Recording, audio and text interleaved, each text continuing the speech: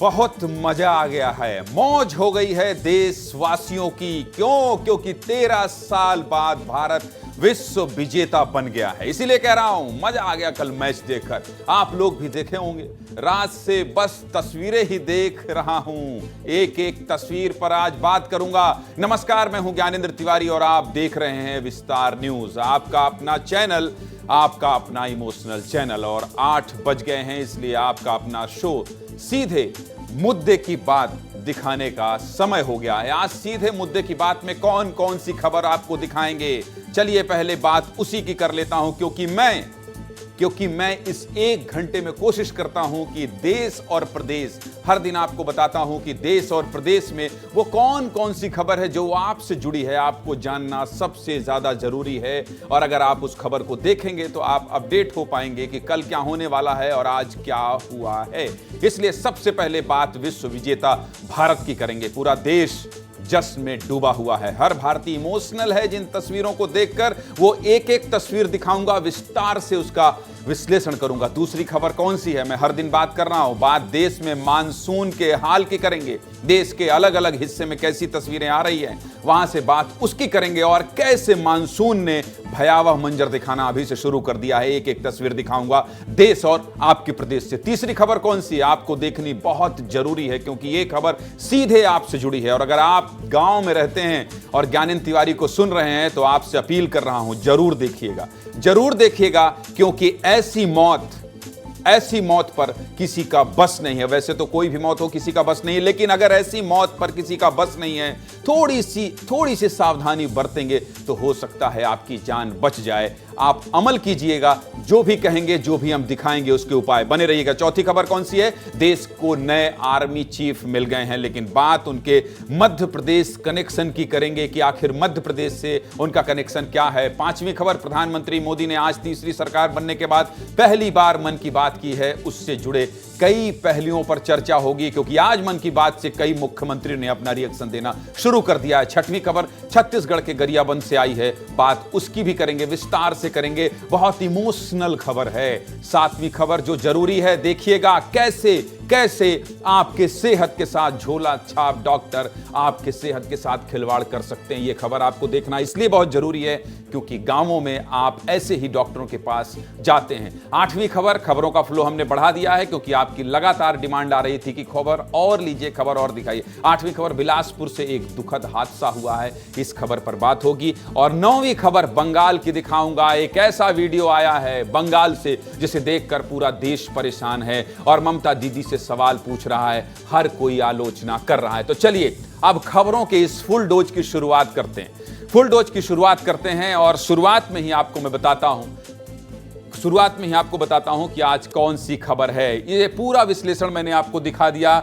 सरजमी का परचम लहरा दो, रोहित शर्मा ने आपको याद होगा कि कल जैसे ही मैदान पर पहुंचे, और देखिए कितनी खूबसूरत तस्वीर है, इस तस्वीर को भूला नहीं जा सकता। हर वो क्रिकेट प्रेमी, हर वो देश प्रेमी आज इस तस्वीर को देख रहा है और गर्व महसूस कर रहा है। इसलिए मैंने सोचा कि आज के बुलेटिन की शुरुआत सबसे पहले खेल प्रेमियों से करूंगा, देश प्रेमियों से करूंगा, और एक एक आंसू जो बह रहा है, उन आंसुओं के सैलाब में देश के प्रति छुपे प्रेम का विश्लेषण करूंगा। तो चलिए खबर की शुरुआत करते हैं। और 4-5 महीने पहले दिवाली मन गई देश में। 4-5 महीने पहले दिवाली देश ने मना लिया, लेकिन कल रात में पटाखों की आवाज से कान बज गया है। खुशी के चलते नींद नहीं आ रही थी। चेन्नई, मुंबई, दिल्ली, पंजाब तो खूब किए होंगे आईपीएल में, एक दूसरे से लड़े भी होंगे, गरियाए भी होंगे कि तुम्हारी टीम ऐसी, तुम्हारी टीम वैसी, लेकिन कल सब एकजुट थे क्योंकि कल दिल्ली पंजाब नहीं, भारत खेल रहा था, हमारा देश खेल रहा था। आंखों में आंसुओं का सैलाब लिए भारत का युवा खेल रहा था। भारत ने मैच खेला भी और मैदान में झंडा भी गाड़ दिया। 13 साल बाद भारत वर्ल्ड कप का सिकंदर बन गया है। तस्वीर देखिए, सिर्फ तस्वीर नहीं, इमोशन है, इमोशन। जब रोहित शर्मा स्लो मोशन में चलकर वर्ल्ड कप उठाने आ रहे थे, शरीर सिहर गया था। पूरा देश बोल रहा था, सारे जहां से अच्छा हिंदुस्तान हमारा। रोहित शर्मा की वो तस्वीर देखिए जिसको देखकर ये कह रहे थे, सारे जहां से अच्छा हिंदुस्तान हमारा। दिखाइए वो तस्वीर, बहुत ऐतिहासिक तस्वीर है।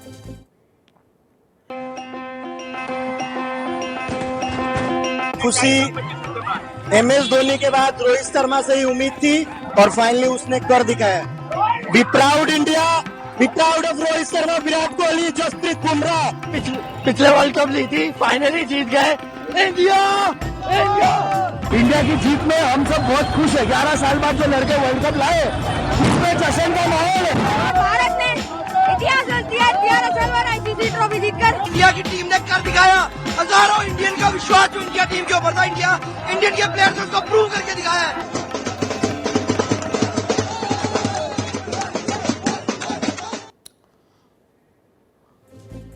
देख लिए ना, कल तक जिस हार्दिक पांड्या को ट्रोल किया जा रहा था वो स्टार बन चुके हैं। कोई मामूली बात थोड़ी है 150 करोड़ लोगों का भरोसा जीतना, विश्वास जीतना, प्यार कमाना। फाइनल जब जीते तो रोहित शर्मा, विराट कोहली, हार्दिक पांड्या, ऋषभ पंत, सबकी आंखें डबडबा गई थी। क्यों? मैं कहता हूं ना, ये रीजनल और नेशनल नहीं, इमोशनल चैनल है। और देश के इतने बड़े बड़े सितारे जब रोने लगे, आंखों में आंसू हो, तो समझिए कि देश का प्यार क्या है। और इसीलिए मैं कहता हूं खबरों को जीना होगा, खबरों को आत्मसात करना होगा। विस्तार न्यूज ने यही किया है। 2023 वर्ल्ड कप में जो करारी हार मिली थी उसका बोझ उतर चुका है, और जब बोझ उतरा तो आंसू के रूप में उतरा, आंसुओं के सैलाब के साथ उतरा। विराट कोहली और रोहित शर्मा की ये वाली फोटो देखिए ना, देखिए कितने लोग तो अपने मोबाइल में वॉलपेपर लगा लिए होंगे। दोनों ने T20 से रिटायरमेंट ले लिया। मैं तो नहीं चाहता था कि ये दोनों रिटायर हों, आप भी नहीं चाहते होंगे। रोहित शर्मा और विराट कोहली को अब आप T20 में नहीं देखेंगे, आप इसकी कल्पना कर सकते हैं। लेकिन जो याद देकर जा रहे हैं ना, पूरे देश की तरफ से मैं बोल रहा हूं कि बहुत प्यार करते हैं हम सब आपसे। वी ऑल लव यू, अंग्रेजी में बोल रहा हूं। बहुत मिस करेगा देश आप लोगों को, बहुत मिस करेगा। बहुत बड़ी संजीवनी है इंडियन क्रिकेट के लिए। सुन लीजिए, प्रधानमंत्री नरेंद्र मोदी, डॉक्टर मोहन यादव समेत दिग्गजों ने देश के क्या कहा है कल की इस ऐतिहासिक जीत के बाद। सुनाइए सबका बयान।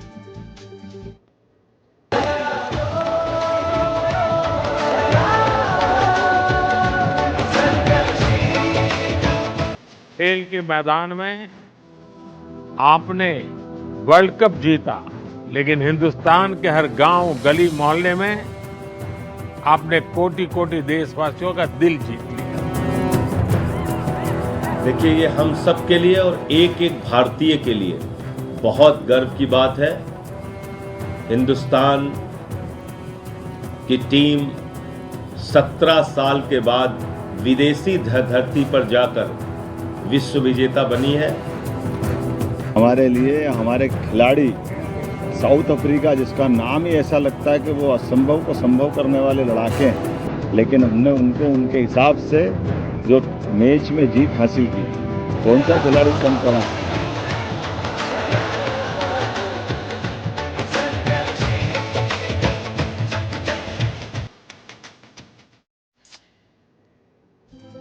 ये जब झंडा तिरंगा के साथ लहरा दो वाला गाना चल रहा है तो लग रहा है स्टूडियो में लगवा दूं और थोड़ा मैं भी नाच लूं। अब ये तस्वीर देखिए, इंदौर, रायपुर, दिल्ली, कोलकाता, हैदराबाद, जम्मू की तस्वीर है।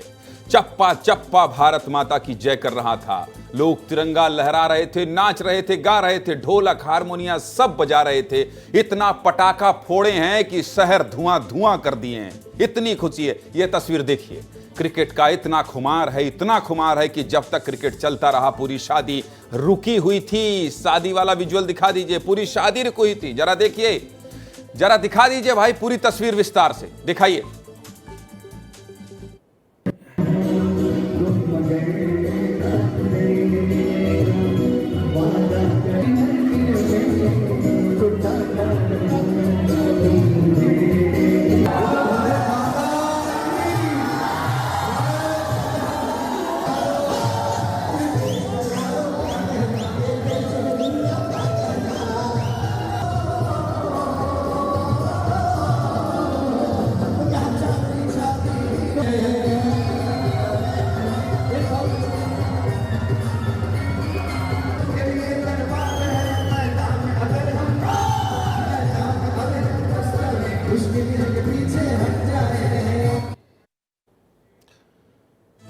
मेरी शादी हो रही होती तो मैं ये सोच रहा होता कि बताइए, ये हमारी शादी की खुशी है या भारत की जीत की खुशी है, और कुर्बानी दे देता अपने जीत की, अपने शादी की खुशी की। ऐसे ही कुर्बानी मंच पर खड़े दूल्हा दुल्हन भी दिए होंगे। खैर, मेरी शादी हो गई है।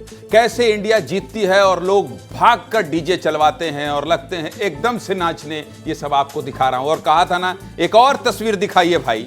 देखिए रामलला के गर्भगृह में कैसे तिरंगा लहराया जा रहा है। बहुत भावुक कर देने वाली तस्वीर है। एक तो रामलला और दूसरा वर्ल्ड कप, सोने पे सुहागा। इसलिए कह रहा हूं, इंडिया में क्रिकेट सिर्फ गेम नहीं, त्योहार है, त्योहार। लेकिन यह भी जान लीजिए, पटाखा कल रात को भारत में फूटा है और चिंगारी पाकिस्तान और इंग्लैंड में लगी है।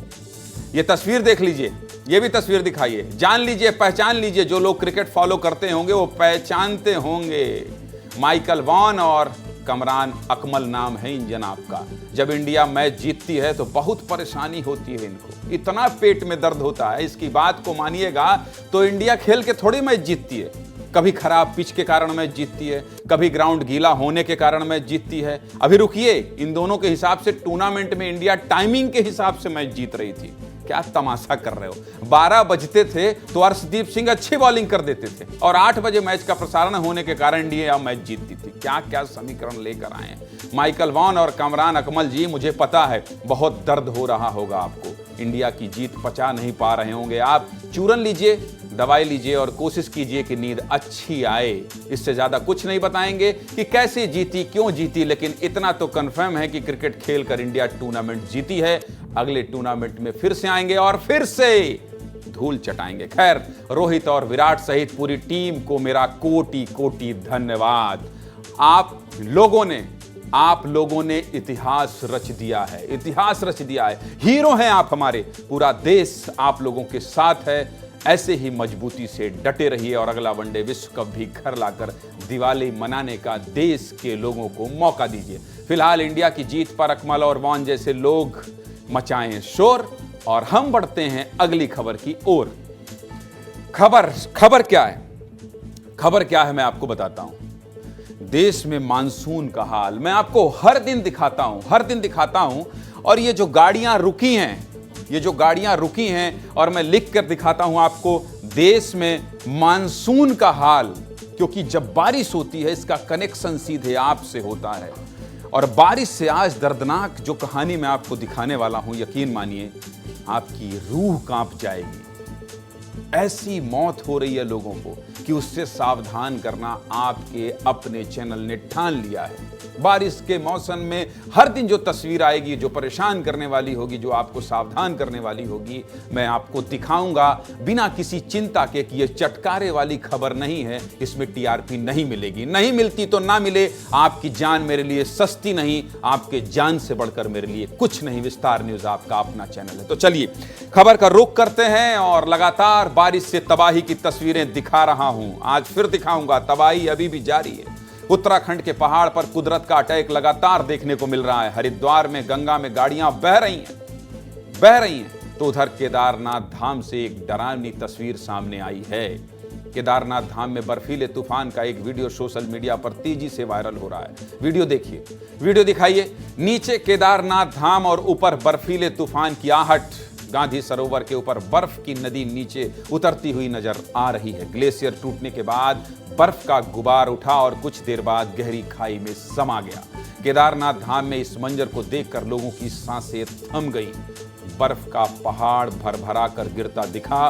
केदारनाथ मंदिर में दर्शन कर रहे श्रद्धालु दूर से आते तूफान को एकटक देखते रहे और डर गए, सिहर गए। और डरे भी क्यों नहीं, ये वही केदारनाथ धाम है जहां 11 साल पहले 16 और 17 जून को ऐसी तबाही मची कि 5000 से ज्यादा लोगों की मौत हो गई थी। त्रासदी में हजारों लोग लापता हुए और कई गांव का नामो निशान मिट गया। बस यही वजह है कि केदारनाथ में जब ये नज़ारा लोगों को दिखा तो वो डर गए, घबरा गए, सहम गए।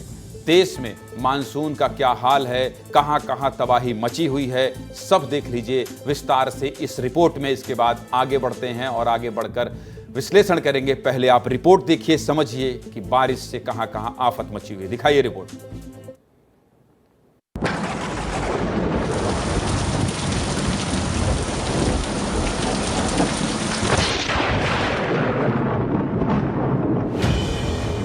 दिल्ली में 2 दिन में 11 की मौत।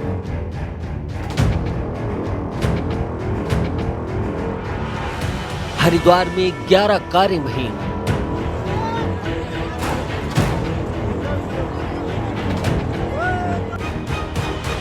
बारिश से मचा हाहाकार।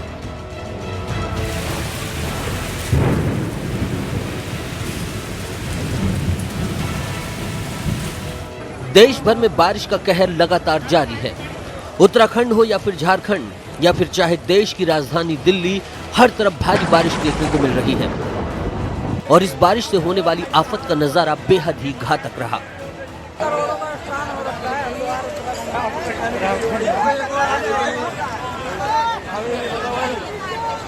भारी बारिश के चलते दिल्ली में 2 दिन में ही बच्चे, जवान और बुजुर्गों समेत 11 लोगों को अपनी जान गंवानी पड़ी।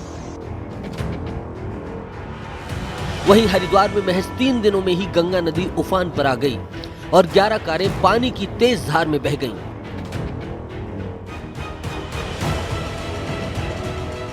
भारी बारिश का विकराल प्रकोप सिर्फ यहीं तक सीमित नहीं रहा। मध्य प्रदेश के भोपाल, इंदौर, उज्जैन समेत 25 से ज्यादा जिलों में तेज बारिश हुई और अपना कहर बरपाना शुरू कर दिया। मानसून का ये कहर इतना घातक रहा कि केवल रीवा जिले में ही 24 घंटे के अंदर 8 लोगों ने इस दुनिया को अलविदा कह दिया।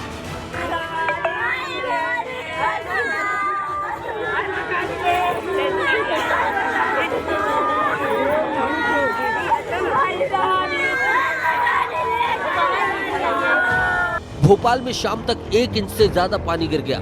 बालाघाट के मलाजखंड और सिवनी में 1.25 इंच, उमरिया और खजुराहो में 1 इंच बारिश दर्ज की गई।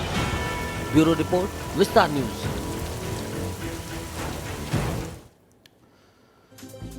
अब आपको बारिश की कुछ और तस्वीरें दिखा देता हूं। देखिए बच्चे कैसे मौज कर रहे हैं, लेकिन ये मौज किसी नदी में नहीं कर रहे हैं।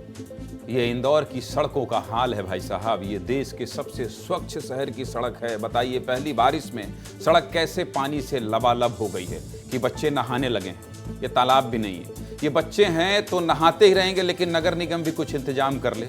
इस तस्वीर को देख ले विस्तार न्यूज़ की। और हर साल बारिश के पहले ये तैयारी वो तैयारी, दुनिया भर का तामझाम, बजट, इतना पैसा, किस नाम से बारिश आने वाली है, नाली सफाई हो रही है, ये करना है। लेकिन होता क्या है, बच्चे सड़क पर नहाते हैं। कहाँ? इंदौर जैसे शहर में। चलिए आगे बढ़ते हैं ताकि आम जनता ये जो गुजर रही है इसको कोई दिक्कत ना हो, इसलिए नगर निगम तैयारी कर लेना चाहिए नगर निगम को पहले ही। ये वीडियो इंदौर के रोबोट चौराहे के पास का है। देखिए कैसे गाड़ी बंद हो जा रही है। इतना पानी है, इतना पानी है कि धक्का मारकर गाड़ी को आगे बढ़ाना पड़ रहा है। देख लीजिए, दिखाइए।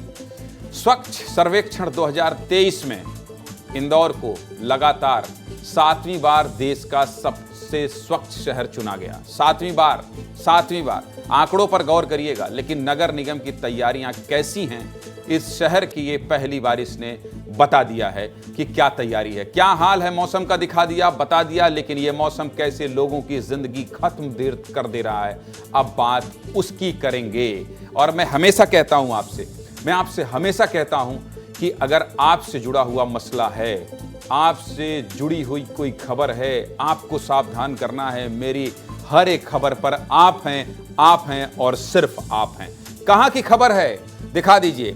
आकाशीय बिजली ने मार डाला। अब आप कहेंगे इस पर क्या कर सकते हैं ज्ञानेंद्र तिवारी, ये तो कुदरत का कहर है।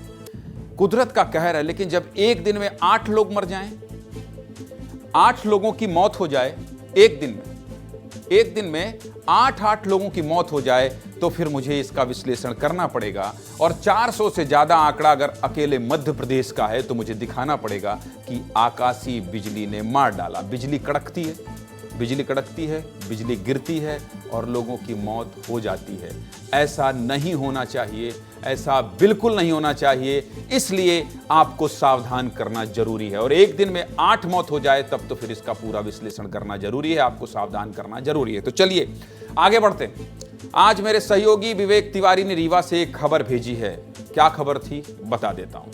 रीवा में 24 घंटे के अंदर बिजली गिरने से अलग अलग इलाके में 8 लोगों की मौत हो गई है। सोहागी के केडीह गांव में यह घटना हुई है। केडीह के नंदलाल माझी अपने भतीजे अजय कुमार केवट के साथ तालाब किनारे मछली मार रहे थे। एकाएक बिजली गिरी और दोनों उसकी जद में आ गए और मौत हो गई। अभी 2 लोगों की मौत हुई ही थी कि फिर से उसी गांव में दोबारा बिजली गिरी और इस बार केडीह गांव के ही लखू केवट चपेट में आ गए और उनकी भी मौत हो गई। मतलब आकाशीय बिजली कितना खतरनाक है सोचिए। 24 घंटे पहले तक जिस गांव में चहलकदमी थी, गांव में मस्त घूम रहे थे, गर्मी से राहत मिली, लोग खेतों में घूमने निकले, लेकिन उन्हें क्या पता था कि ये मौसम ही मौत बनकर टूट पड़ेगा और एक साथ गांव में 3 चिता जल उठेगी। अपने परिजनों को खोकर लोग कैसे बेहाल हैं, इस दर्द को सुनिए ताकि आप सावधान रहें। सुनाइए।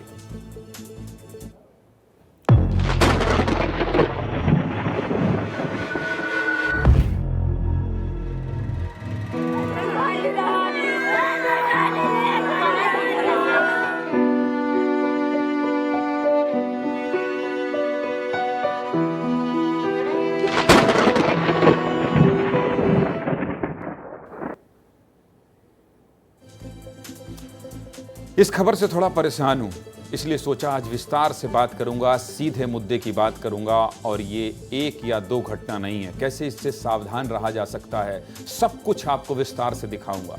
कैसे? क्योंकि इसे रोका नहीं जा सकता। आकाशीय बिजली पर हमारा आपका बस नहीं है, लेकिन इससे बचने पर हमारा आपका बस है। कैसे? सिर्फ रीवा में ही नहीं, 24 घंटे के अंदर ही कुल 8 लोगों की मौत हुई है, जिसमें केडी गांव में 3 लोगों की जानकारी हमने आपको दी। मऊगंज में 3 लोगों की मौत हो गई आकाशीय बिजली गिरने से। इसमें कोई खेत में काम कर रहा था, एक किशोरी तो आम बिनने गई हुई थी और उसके ऊपर आकाशीय बिजली गिर गई और मौत हो गई। गोविंदगढ़ में भी आम बिनने गए बच्चे आकाशीय बिजली की चपेट में आ गए और मौत हो गई।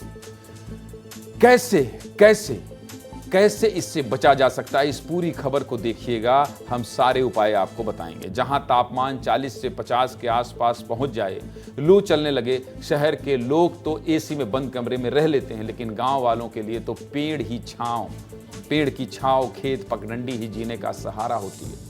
तो जैसे ही मौसम सुहाना होता है, ये खेतों में निकल जाते हैं घूमने टहलने। बतकही होती है, बच्चे बाहर चले जाएं, फिर भी माँ बाप गांव में ही रहना चाहते हैं, क्योंकि उनको गांव की माटी से प्यार है। हरियाली से ही उनको सुकून मिलता है और बस थोड़ी सी बारिश हो जाए तो माहौल और खुशनुमा हो जाता है। लेकिन आपको कैसे सावधान रहना है? गर्मी का सीजन है, आम के बगीचे चहक रहे हैं, तो गांव में बच्चे आंधी पानी के साथ ही आम बिनने निकल जाते हैं। सोचते हैं जमीन पर खूब आम गिरा होगा, चलते हैं लेकर आते हैं, 1 हफ्ते का इंतजाम हो जाएगा। दोस्तों की टोली के साथ निकल पड़ते हैं आम बिनने और खूब मस्ती करते हैं। ये सब मैंने भी खूब किया है। बचपन में मैं भी गाँव से आता हूँ, गाँव में जाकर देखा है और आम बिनने मैं भी खूब गया हूँ। लेकिन कुछ लोगों का शौक होता है, तालाब के किनारे मछली मारने चल पड़ते हैं, हाथ में कांटा और नेट लेकर दोस्तों के साथ निकल पड़ते हैं मस्ती करने। आप सोच रहे होंगे मैं गांव की इतनी कहानी क्यों सुना रहा हूं, ये तो आम बात है गांव में। लेकिन जब ये मौत की शक्ल में बदल जाए तो आपको सावधान करना पड़ेगा ना। आपका अपना चैनल है विस्तार न्यूज, आपको सावधान करना पड़ेगा। आपकी जान इतनी सस्ती नहीं है। अभी थोड़ी देर पहले जो मौत के आंकड़े मैंने दिखाए हैं ना आपको, वो लोग भी बेपरवाह ऐसे ही खेत में घूम रहे थे, तालाब के किनारे मछली मार रहे थे, आम के बगीचे में आम बिन रहे थे, लेकिन आकाशीय बिजली ने चंद मिनट में उनसे जिंदगी ही छीन ली, मार डाला। गांव की बात ही क्यों कर रहा हूं मैं, अब बता देता हूं। गांव की बात क्यों कर रहा हूं मैं, आपको बता देता हूं, आंकड़े सब कुछ दिखा देता हूं। भारत में आकाशीय बिजली गिरने से हर साल 2500 से ज्यादा लोगों की मौत हो जाती है। रुक जाइए 2500 लोग हर साल, ये आंकड़ा कहां का है ये भी बताऊंगा, मर जाते हैं अगर। तो इस खबर पर मानसून के पहले आपका अपना चैनल आपको सावधान नहीं करेगा, आपको बताएगा नहीं कि आपकी जान इतनी सस्ती नहीं है। अगर थोड़ी सी उपाय कर लेंगे तो आप इससे बच सकते हैं। 2500 से ज्यादा लोगों की मौत हो जाती है हर साल आकाशीय बिजली गिरने से, और जिसमें 96% घटनाएं सिर्फ गांव में होती हैं। सोचिए अगर 100% में 96% घटनाएं गांव में ही हो रही हैं, तो गांव की बात तो करेंगे ना, उन भोले भाले भाइयों को बताएंगे ना। अब आप सोच रहे होंगे सिर्फ मध्य प्रदेश की ही बात क्यों, तो बता दें बाकी राज्यों में भी होता है, बिल्कुल होता है। लेकिन 2022 के आंकड़े देखें तो सबसे ज्यादा मौतें मध्य प्रदेश में हुई है। आंकड़ा आप देख रहे होंगे अपनी स्क्रीन पर, CROPC के आंकड़ों की माने तो मध्य प्रदेश में 496 मौतें हुई हैं, उत्तर प्रदेश में 301 मौतें हुई, झारखंड में 267 मौतें हुई, बिहार में 329 मौतें हुई, उड़ीसा में 316 मौतें हुई हैं। देख लीजिए सबसे ज्यादा मौत हुई है मध्य प्रदेश में, सबसे ज्यादा मौत मध्य प्रदेश में हुई है। बिजली गिरने से सिर्फ इंसान ही नहीं, बेजुबा भी मारे जा रहे हैं। पिछले रविवार को यानी 23 जून को रीवा के मऊगंज में ही आकाशीय बिजली गिरने से 120 बकरियों की मौत हो गई थी और ग्रामीण की भी मौत हुई थी। कितना खतरनाक है ये आकाशीय बिजली, सोचिए। ये तस्वीरें देखकर सिहर उठा हूं, इसलिए बात कर रहा हूं, विस्तार से विश्लेषण कर रहा हूं। अब आपको एक आंकड़ा और बता देता हूं, डराने वाला है ये आंकड़ा। आप खबर सुनते होंगे बिजली गिर गई, मौत हो गई, लेकिन आपने कभी सोचा होगा कि एक साल में 9 लाख से भी ज्यादा बार बिजली गिरती है। बिजली 9 लाख से भी ज्यादा बार गिरती है। ये मैं नहीं कह रहा हूं, यूं ही नहीं कह रहा हूं, ये CROPC के आंकड़े बता रहा हूं आपको। आंकड़ा देख रहे हैं मेरे बगल में आप टीवी स्क्रीन पर। CROPC के आंकड़े बता रहा हूं आपको। पिछले 5 सालों में आकाशीय बिजली गिरने की घटना 62% बढ़ी है। साल 2019 में 5,91,838 बार बिजली गिरी है। साल 2022 में यह आंकड़ा 9,41,000 के भी पार पहुंच गया है। 21 और 22 में, साल 2021 से 2022 के बीच इसमें सबसे ज्यादा बढ़ोतरी देखी गई है। 2023-24 में अब तक 6 लाख से ज्यादा बार आकाशीय बिजली गिर चुकी है। समझ रहे हैं आप कितना खतरनाक है? कोई नहीं बताएगा विश्लेषण, कहेंगे नहीं नहीं ये तो भाई इसको कोई रोक ही नहीं सकता, इसमें किसी का बस नहीं है, लेकिन है। आपको बताऊंगा कैसे है। और अभी लगातार ये घटना हो रही है, लगातार बढ़ रही है। सोचिए, साल में 9 लाख से ज्यादा बार आकाशीय बिजली गिरेगी, साल में 2500 से ज्यादा लोगों को ये आकाशीय बिजली मार डालेगी, तो बात नहीं करूंगा, बिल्कुल करूंगा, विस्तार से करूंगा। और सिर्फ आपसे और अपने सहयोगियों से ही नहीं, एक्सपर्ट से भी बात करूंगा और आपको बताऊंगा कि कैसे सावधान रहा जा सकता है। सुनिए, इस पूरे मामले में मौसम वैज्ञानिक क्या कह रहे हैं, उन्हें भी सुना दीजिए जरा, ताकि लोग सावधान रहें और उपाय जानने में उनको मदद मिले। सुनाइए। प्री मानसून सीजन में जनरली जो एटमॉस्फेरिक इंस्टेबिलिटी है वो काफ़ी ज़्यादा होती है गर्मी की वजह से, इस वजह से ऐसा होता है। लेकिन मानसून आते आते जो ट्रांजिशन पीरियड है, खासकर जो जुलाई के पहले 3-4 हफ्ते, यहाँ पे जलवाष्प अचानक से वातावरण में बढ़ जाती है मानसून आने के साथ में तापमान भी थोड़े ज़्यादा होते हैं शुरुआती दिनों में, और इस वजह से सीवी क्लाउड फॉर्मेशन का जो प्रोबेबिलिटी काफ़ी ज़्यादा होता है। और ऐसे में जो वज्रपात की घटनाएँ हैं वो अगर हम जुलाई अगस्त के कंपेरिजन में देखें तो ज़्यादा होती हैं। आकाशीय बिजली की चपेट में सबसे ज्यादा खेतों और खुले में काम करने वाले किसान, श्रमिक और उनके परिवार ही होते हैं। इससे बचाव के लिए क्या सावधानी या उपाय कर सकते हैं, आइए सीधे मुद्दे की बात करते हैं। इसकी जानकारी नहीं होने की वजह से भी मौतों का आंकड़ा बढ़ रहा है। आज विस्तार से बताएंगे इसके लिए क्या जरूरी कदम उठाना चाहिए और कैसे आप सावधान रह सकते हैं। दिखा दीजिए ग्राफिक्स। और मैं बता देता हूं कि जैसे ही बादल गरजे, बिजली चमके, बिजली के खंभे पानी वाले स्थानों, तारों और ऊंचे पेड़ों से दूर हो जाएं, इन पर सबसे ज्यादा बिजली गिरती है। कभी भी पेड़ों, झाड़ियों के नीचे आश्रय ना लें, उन पर सबसे पहले बिजली गिरती है। अक्सर पेड़ जलकर खाक होते हैं, दिखाई देते हैं। चलिए अब अगला बता देता हूं कि अगली सावधानी आप क्या बरतें। खुले आसमान के नीचे ना रहें। सबसे बेहतर होगा कि छत वाले या मजबूत शेड वाले कमरे में पनाह लें। एक जरूरी सुझाव है, मान लीजिएगा आप अन्नदाता हैं हमारे, आपकी जिंदगी जरूरी है। अपने खेतों में एक छोटा कमरा या मजबूत शेड वाला गोदाम बनवा सकते हैं तो अच्छा होगा, आपकी जान से बढ़कर कुछ नहीं।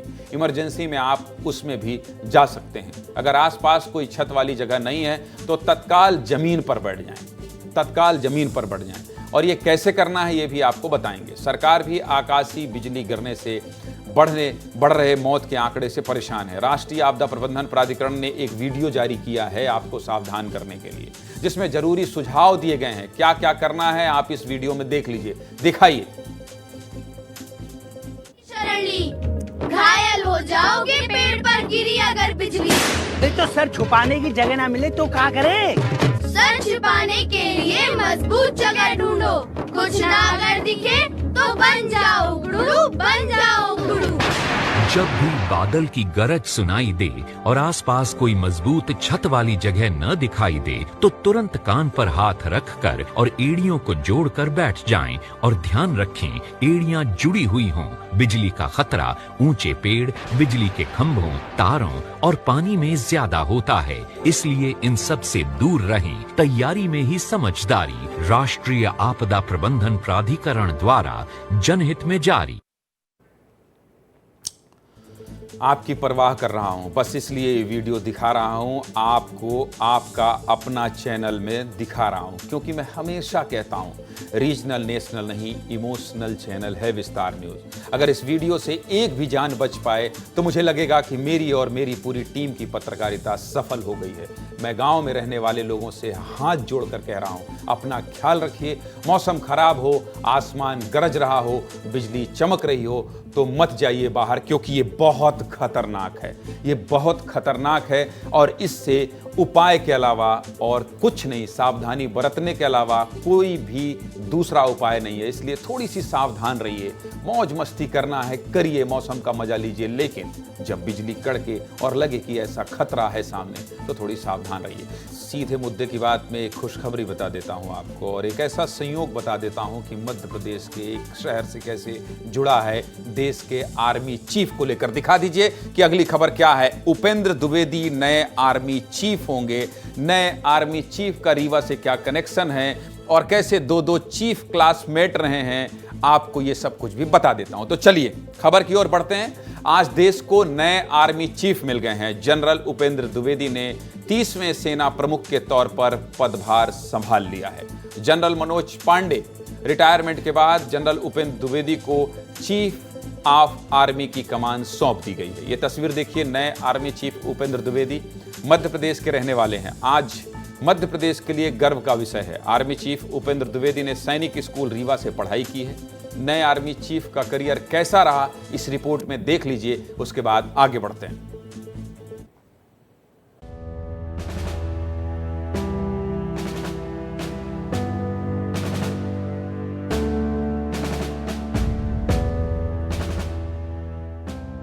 विद्यैव बलम, यानी कि विद्या ही बल है। ये मोटो है मध्य प्रदेश में स्थित सैनिक स्कूल रीवा का, जहां छठी और 9वीं कक्षा में दाखिला लेने वाले छात्र मानसिक और शारीरिक क्षमताओं में दक्ष होते हैं।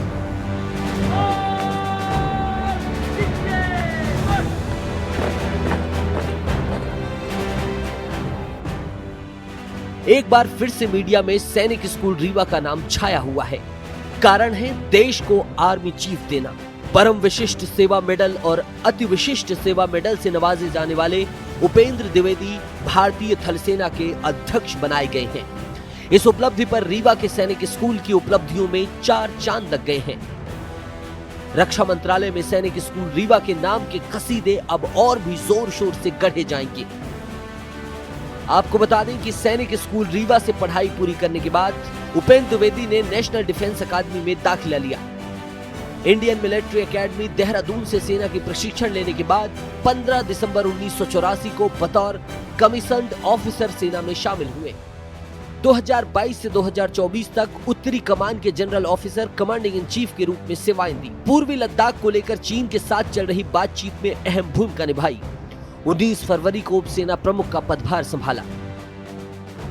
अपने करीब 40 साल के करियर के दौरान महत्वपूर्ण पदों पर जिम्मेदारी निभाने वाले उपेंद्र द्विवेदी के जब जनरल बनाए जाने की खबर सामने आई तो विद्यालय प्रशासन में खुशी की लहर दौड़ गई।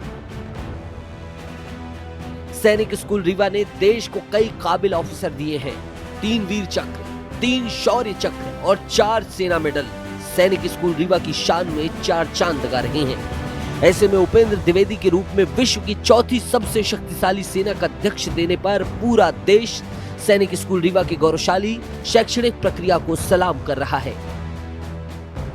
ब्यूरो रिपोर्ट, विस्तार न्यूज। ये तो रही खबर जो आपको बताना था, लेकिन इसके पीछे एक दिलचस्प कहानी है, बहुत ही दिलचस्प कहानी है। 2 बड़े अफसरों के बीच की कहानी है, क्लासमेट रहने की कहानी है, एक साथ पढ़ाई करने की कहानी है। तो चलिए आपको वो कहानी बता देता हूँ। रीवा के लिए आज बहुत ही गर्व की बात है। रीवा के सैनिक स्कूल से पढ़े 2 सहपाठी उपेंद्र द्विवेदी और दिनेश त्रिपाठी अब जनरल उपेंद्र द्विवेदी और एडमिरल दिनेश त्रिपाठी बनकर देश की आर्मी और नौसेना के प्रमुख बन गए हैं।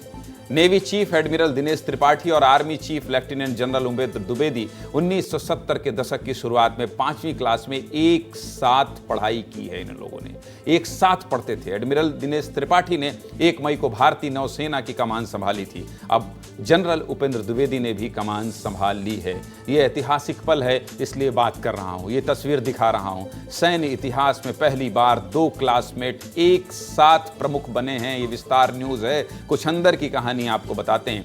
इस मौके पर विस्तार न्यूज ने जनरल उपेंद्र द्विवेदी के बड़े भाई से भी बात की है। बड़े भाई गर्व महसूस कर रहे हैं। क्या बातचीत की है उन्होंने इस मौके पर, यह भी सुना दीजिए। निश्चित रूप से ये परिवार के लिए बहुत गौरव का विषय है और सारे रीवा विंध्य प्रदेश, यह कहूँ कि पूरे मध्य प्रदेश के लिए गौरव की बात है कि यहाँ से कोई सेनाध्यक्ष के रूप में बना। ठीक कह रहे हैं बड़े भैया, आपको भी प्रणाम। पूरे परिवार को गर्व है, मध्य प्रदेश को गर्व है, रीवा को गर्व है। मैं खुद रीवा से हूं, इसलिए गर्व और ज्यादा हो रहा है। चलिए अगली खबर का रुख करते हैं और अगली खबर में क्या है? अगली खबर में पीछे आ गई, देखिए, परीक्षा में पुलिस पास। एक बच्ची दिखाई दे रही है और पुलिस दिखाई दे रही है और गाड़ी है पुलिस की और परीक्षा में पुलिस पास ये लिखा है। क्यों लिखा है परीक्षा में पुलिस पास? एक बच्ची परीक्षा देने गई थी, लेकिन पुलिस कैसे पास हो रही है? ये मानवीय पहलू की खबर है। इस खबर को देखकर आप ये समझेंगे कि कैसे पुलिस ने अपनी जिम्मेदारी निभाई और कैसे एक बच्ची की जिद ने उसके सपने को पूरा करने की ओर अग्रसर किया। तो चलिए खबर की बात कर लेते हैं और अगली खबर जो है उसको सुनकर चकराइएगा मत। खून से लथपथ क्या आप किसी परीक्षा में बैठ सकते हैं? आप खून से लथपथ हो, खून बह रहा हो, चोट लगी हो, पट्टी हो, आप बैठ सकते हैं? नहीं हो सकता ऐसा। और आपको अपने एग्जाम की चिंता हो, इस स्थिति में सोचने लगे ना, बस इसलिए इस खबर को दिखा रहा हूं। खबर पॉजिटिव और नेगेटिव दोनों है। पॉजिटिव इतनी ज्यादा है कि नेगेटिव स्टोरी छिप जा रही है, क्योंकि परीक्षा में पुलिस पास हो गई है। आप कहेंगे अब तक ज्ञानेंद्र भैया काहे पास फेल का पहेली बुझा रहे हैं, अब तक कुछ समझ नहीं आया है, साफ साफ क्यों नहीं बता देते? तो चलिए पूरी खबर बताता हूं और सीधे मुद्दे की बात करता हूं। ये तस्वीर देख लीजिए, तस्वीर दिखाइए। 2 तस्वीर हैं, मेरे दाएं योगेश्वर सेन हैं और बाएं योगेश्वर सेन की बेटी हैं। ब्लर इसलिए कर दिया है, चेहरा साफ इसलिए नहीं दिखा रहा हूं क्योंकि दोनों को गंभीर चोट आई है, खून से लहूलुहान है। बाप बेटी को बीएड की परीक्षा दिलाने एग्जाम सेंटर लेकर जा रहे थे। अब ये दूसरी तस्वीर देख लीजिए, दूसरी तस्वीर भी दिखाइए।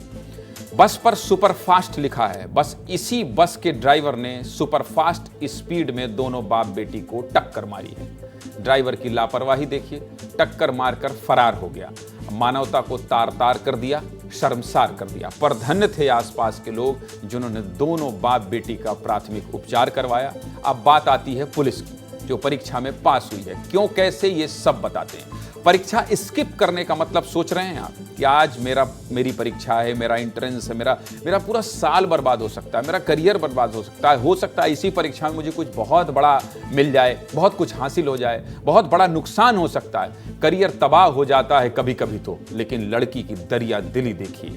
इस खबर को जब मैं आपको बता रहा हूं तो अब मुद्दे की बात करता हूं कि क्यों मैं इस खबर को दिखा रहा हूं। आप सुनते जाइएगा, बस सुनते जाइएगा। सर पर गंभीर चोट लगी थी, लेकिन फिर भी परीक्षा देने की जिद थी। उसने ठान ली थी कि अब जब लड़की के हौसले बुलंद थे तो पुलिस ने भी अपनी विशेष पहल दिखाई और सीधा छात्रा को परीक्षा सेंटर छोड़ने चली गई। देख लीजिए तस्वीर।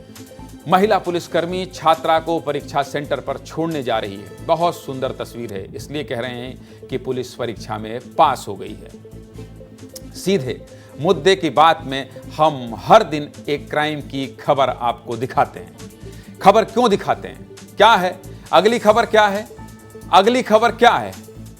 झोला छाप डॉक्टर बना सर्जन। अब बताइए, किसी की जान ले लें, किसी की जान ले लें और कह रहे हो कि नहीं हम डॉक्टरी कर रहे हैं।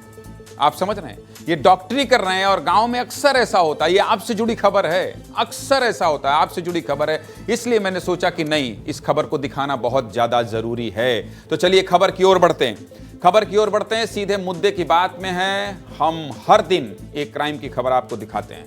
आज की एक खबर आप बड़े ध्यान से देखिए कि कैसे एक झोला छाप डॉक्टर ने महिला को मौत के मुंह तक पहुंचा दिया है। और इन झोला छाप डॉक्टरों से सावधान रहना क्यों जरूरी है, सीधे मुद्दे की बात करते हैं और आपको बताते हैं कि यह खबर कहां से आई है। छत्तीसगढ़ के बलरामपुर में एक महिला पाइल्स की दवाई लेने मेडिकल दुकान पर पहुंची। अब दवाई खरीदने आम आदमी फार्मासिस्ट के पास ही जाएगा, मेडिकल शॉप में ही जाएगा। रघुनाथपुर में स्थित इस मेडिकल दुकान का नाम है गुप्ता मेडिकल स्टोर। दुकान संचालक मेडिकल दुकान चलाने के अलावा झोला छाप डॉक्टरी भी करता था। झोला छाप महिला से कहा कि पाइल्स का ऑपरेशन तो वो खुद ही कर देगा और 15 दिन में सब कुछ ठीक हो जाएगा। महिला पूरी तरह से ठीक हो जाएगी। महिला भी झोला छाप डॉक्टर के झांसे में आ गई। इसके बाद झोला छाप डॉक्टर ने खुद ही महिला का ऑपरेशन कर दिया। आप समझ रहे हैं, कहां किया, वहीं कर दिया और महिला से 23,000 रुपए ले लिए। उसको इससे लेना देना नहीं है कि ऑपरेशन करूंगा, इसके बाद क्या होगा, क्या स्थिति है। 23,000 रुपए से मतलब था, इसलिए उसने फैसला कर लिया। अब भाई ये ऑपरेशन ऐसे ही तो नहीं हो जाते हैं। डॉक्टर कई कई साल की पढ़ाई करते हैं तब जाकर सर्जन बनते हैं। ऑपरेशन थिएटर में पूरी की पूरी सपोर्टिंग टीम होती है, कई तरह की सावधानी बरतनी होती है। लेकिन झोला छाप तो झोला छाप था, ना तो सावधानी बरती ना ही सही ऑपरेशन किया। क्या हुआ आपको पता है? इसके बाद क्या हुआ? इसके बाद जो हुआ आप सुनेंगे तो कहेंगे बताइए। एक ऐसी महिला जिसको साधारण इलाज की जरूरत थी और क्या कर दिया इस डॉक्टर ने, सुनते जाइएगा। और महिला को वापस घर भेज दिया ऑपरेशन के बाद। घर पहुंचने के बाद महिला की हालत बिगड़ने लगी। जब महिला की हालत बहुत ज्यादा खराब हो गई तो परिजनों ने महिला को एक प्राइवेट अस्पताल में भर्ती करवा दिया कि कम से कम इसकी जान बच जाए। लेकिन क्या हुआ, जहां महिला के इलाज में 2-2.5 लाख रुपए खर्च हो गए, अब भी महिला बिस्तर पर है। सुन लीजिए पीड़ित सावित्री साहू के पति को कि वो क्या कह रहे हैं और किस परेशानी से गुजर रहे हैं। सुना दीजिए। वहाँ गए ना ते भाई बाबा सिर था मेरे घरवाली को ना, तो गई तो भाई बोले वो गुप्ता डॉक्टर राजू कि मान ले हम ऑपरेशन करते हैं तो ठीक हो जाओगे, मान लो ढेर नहीं 15 रोज का समय लगेगा। तो हम कि ठीक बा भाई ऑपरेशन कर दा। तो वहीं पर ऑपरेशन वो किए। तो ऑपरेशन करने के बाद तहाँ बहुत सीरियस हो गई। बहुत दुखद है, बहुत ही दुखद है। तो अब आप समझ गए ना, झोला छाप डॉक्टर के पास जाना कितना खतरनाक हो सकता है। खैर, मामले की जानकारी पुलिस तक पहुंची तो पुलिस बोली कि शिकायत आई है, मामले की जांच की जा रही है। क्योंकि शिकायत आएगी, मामले की जांच होगी। लेकिन झोला छाप डॉक्टर ने 23,000 रुपये के चक्कर में एक महिला की जान कैसे खतरे में डाल दी है, ये सब कुछ आपने देख लिया, परिजन को सुन लिया। पुलिस क्या कह रही है ये भी सुन लीजिए।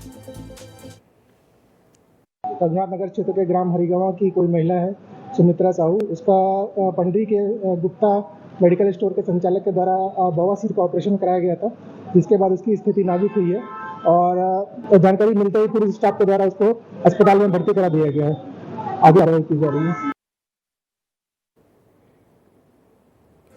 वहीं बलरामपुर सीएमएचओ का कहना है कि मीडिया के जरिए जानकारी मिली है। सीएमएचओ साहब ने बीएमओ को जांच के आदेश दे दिए हैं, इन्हें भी सुना दीजिए। मीडिया के द्वारा आज ही ये बात संज्ञान में आया है कि बलंगी क्षेत्र की कोई महिला थी सावित्री नाम की, और किसी मेडिकल स्टोर के द्वारा उसको दवाई के नाम से स्टाफ से सर्जरी का कार्य किया गया है। ये संज्ञान में आया बात। अगर ऐसा होगा तो ये तो अवैधानिक ही है। तो मैंने बीएमओ को निर्देशित किया है कि तुरंत वहाँ पे कार्रवाई करें और जो भी उचित कानूनी कार्रवाई होगी ये भी वहाँ पे किया जाएगा। बहुत छोटी खबर है, वैसे तो दिखाना नहीं चाहिए था इसे। प्राइम टाइम में क्यों दिखा रहे हो भाई इस खबर को? अच्छा, तो झोला छाप कुछ भी कर लें और कोई उनको टोके ना। ये सीएमएचओ साहब को जिला के कलेक्टर भी सुन रहे होंगे और स्वास्थ्य का आमला भी सुन रहा होगा। छापा मारेंगे और कहेंगे कि मेडिकल स्टोर के अलावा क्यों इलाज कर रहे हैं आप, क्यों इलाज कर रहे हैं, तो ये रुकेंगे, ये बंद होंगे। दूसरे मेडिकल स्टोर वाले डरेंगे इंजेक्शन लगा देते हैं। ठीक है, थोड़ी राहत मिलती है, लेकिन कुछ भी नहीं कर सकते हैं आप। किसी की जान के साथ खेल नहीं सकते हैं 23,000 रुपया लेने के चक्कर में। इसलिए खबर दिखाना आपको जरूरी है और इसीलिए आपको खबर दिखा रहा हूं, ताकि आप ऐसे झोला छाप डॉक्टरों के चक्कर में ना पड़ें। आपकी जान कीमती है। जहां जहां आपका मसला होगा, मैंने बार बार कहा है, मुझे टीआरपी नहीं चाहिए, मुझे नेशनल रीजनल नहीं बनना है, मुझे केवल इमोशनल बनना है, मुझे आपके साथ जुड़कर चलना है, आपके मुद्दे की बात करना है, सीधे मुद्दे की बात करना है। तो आपकी जान कीमती है, रजिस्टर्ड डॉक्टर के पास ही इलाज के लिए जाएं। अब मैं आपको अगली खबर बताऊंगा और अगली खबर बताऊंगा कि क्या है छत्तीसगढ़ से बिलासपुर से। छत्तीसगढ़ के बिलासपुर से कौन सी खबर आई है? देखिए, पलटी हुई गाड़ी दिख रही है। बिलासपुर में हादसा हो गया है। हादसे में कितने लोग घायल हो गए हैं, कितने लोगों की जान चली गई है, ये सब कुछ आपको बताऊंगा। और कैसे हादसे लगातार हो रहे हैं, इससे सावधान हो सकते हैं आप, ये भी बताऊंगा। संख्या बहुत बड़ी है, इसलिए अब रुक करते हैं खबर की तरफ। छत्तीसगढ़ के बिलासपुर में बस हादसा हुआ है। 50 यात्रियों से भरी बस बिलासपुर में पलट गई। इस हादसे में एक बच्ची की मौत हो गई है। हादसे में करीब 30 से 35 लोग घायल हो गए हैं। इस हादसे में 12 बच्चे बुरी तरह घायल हैं। आपको पता है, इस हादसे में जिस बच्ची की मौत हुई है वो महज 1 महीने की थी। बच्ची की मौत हो गई और माँ बाप बुरी तरह घायल हैं। इस हादसे पर सीएम विष्णुदेव साय ने भी दुख जताया है। और इस खबर को दिखाना इसलिए जरूरी है क्योंकि इतनी बड़ी संख्या में जब घायल होंगे, एक बच्ची की मौत हो जाएगी, तो आपको जानना जरूरी है, आपको सावधान करना जरूरी है। अगली खबर की ओर बढ़ते हैं और एक ऐसी खबर है जो बहुत वायरल है, सुबह से बहुत वायरल है। और वायरल क्या है? बंगाल में बर्बरता, और तस्वीर लगी है ममता दीदी की। और इंडिया गठबंधन के लोग, ममता दीदी, विपक्ष के लोग इस समय बात किसकी कर रहे हैं? इस समय बात कर रहे हैं संविधान खतरे में है। इस समय बात कर रहे हैं लोगों के मौलिक अधिकारों की। इस समय बात कर रहे हैं तानाशाही की। इस समय बात कर रहे हैं कि संविधान खतरे में है। लेकिन आज एक ऐसी तस्वीर दिखा रहा हूं आपको जो सुबह से ही वायरल है। आप देखेंगे, आपको गुस्सा आएगा और आपको ये सोचने पर मजबूर करेगा ये वीडियो कि ये कैसा समाज है, ये कैसे लोग हैं, ये क्या इंसान ही हैं। खबर क्या है, आगे बढ़ता हूं और विस्तार से आपको खबर बता देता हूं। अब बात सीधे बंगाल के ममता दीदी की। क्या हो रहा है आपके बंगाल में ममता दीदी? क्या हो रहा है? पहले वीडियो दिखाइए, फिर बात करेंगे। दिखाइए वीडियो।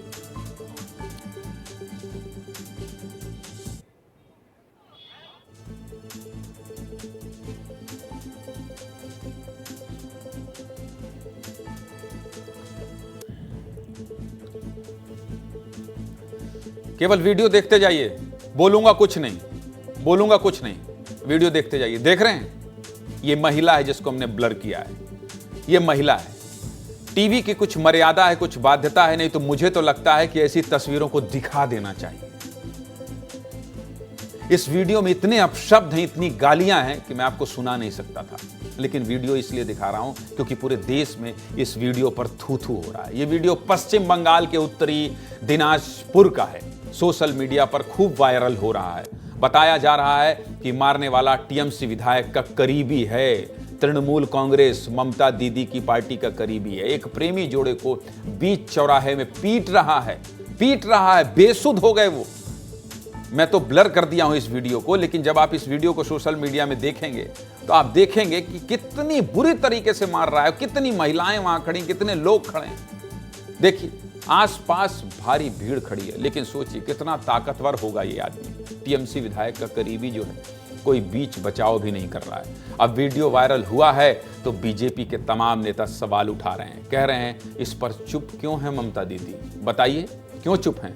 मणिपुर पर बोलने वाले कहां हैं? इस महिला से बर्बरता को देखकर भी कैसे चुप हैं? सवाल सिर्फ ममता दीदी से नहीं, सबसे पूछ रहा हूं। ममता दीदी के बंगाल का यही हाल है। देख लीजिए।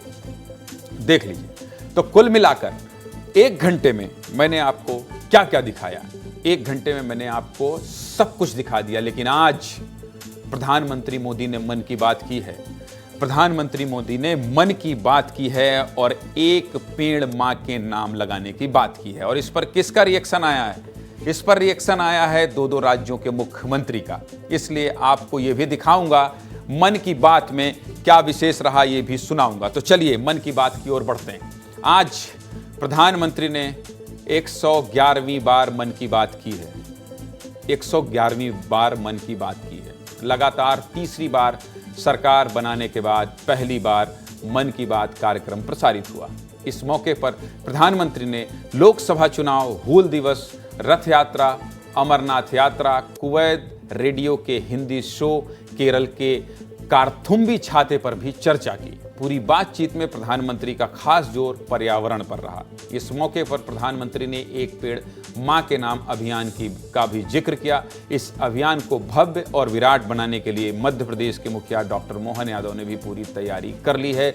रिपोर्ट देख लीजिए, बहुत कुछ समझने में आसानी होगा। चलाइए रिपोर्ट। एक पेड़ मां के नाम।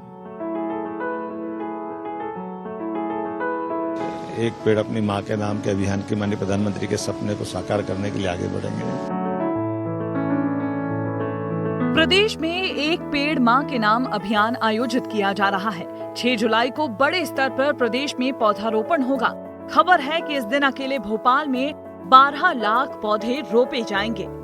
यशस्वी प्रधानमंत्री श्रीमान नरेंद्र मोदी जी ने एक पेड़ मां के नाम का एक बड़ा अभियान चलाने का देश में आह्वान किया। मध्य प्रदेश सरकार भी उस मामले में गंभीर है। लगभग 5.5 करोड़ पेड़ हम लगाने वाले हैं। आप सबको इस अभियान से जुड़ने की अपील करता हूं। इस अभियान को राजधानी भोपाल में एक पौधा भोपाल के नाम अभियान कहकर भी पुकारा जा रहा है। भोपाल में कुल 480 हेक्टेयर एरिया में पौधारोपण किए जाने का टारगेट फिक्स किया गया है। प्रदेश में 5 करोड़ पौधे लगाए जाएंगे, जिसमें सिर्फ इंदौर में ही 51 जगहों पर पौधारोपण होगा। भोपाल में 350 जगहों को चिन्हित किया गया है। भोपाल में 12 लाख पौधे लगाने का लक्ष्य रखा गया है। इसी तरह प्रदेश के शहरों की आबादी और बढ़ रहे पॉपुलेशन स्तर को मद्देनजर रखते हुए एक पेड़ मां के नाम अभियान के तहत पेड़ों की संख्या तय की गई है। सीएम ने केंद्रीय गृह मंत्री अमित शाह को इस कार्यक्रम के लिए भी आमंत्रित किया है। गृह मंत्री श्रीमान अमित शाह जी से मिला हूँ। मुझे इस बात की प्रसन्नता है कि वो लगातार मध्य प्रदेश के विकास में सहयोग करते रहते हैं और उनको मैंने हमारे अपनी मां के नाम के पेड़ के बड़े अभियान के शुरुआत के लिए निमंत्रण दिया है। इस दिन डॉक्टर श्यामा प्रसाद मुखर्जी की जयंती भी है। सीएम ने पौधारोपण कार्यक्रम से जन जन को जुड़ने का भी आग्रह किया है। मुख्यमंत्री डॉक्टर मोहन यादव ने बैठक की है और एक जगह पर विशाल जन भागीदारी वाला कार्यक्रम भी रखने का निर्देश दिया है। सीएम ने इसे लेकर सभी जिम्मेदार अधिकारियों को बारीकी से तैयारी करने के भी निर्देश दिए हैं। ब्यूरो रिपोर्ट, विस्तार न्यूज।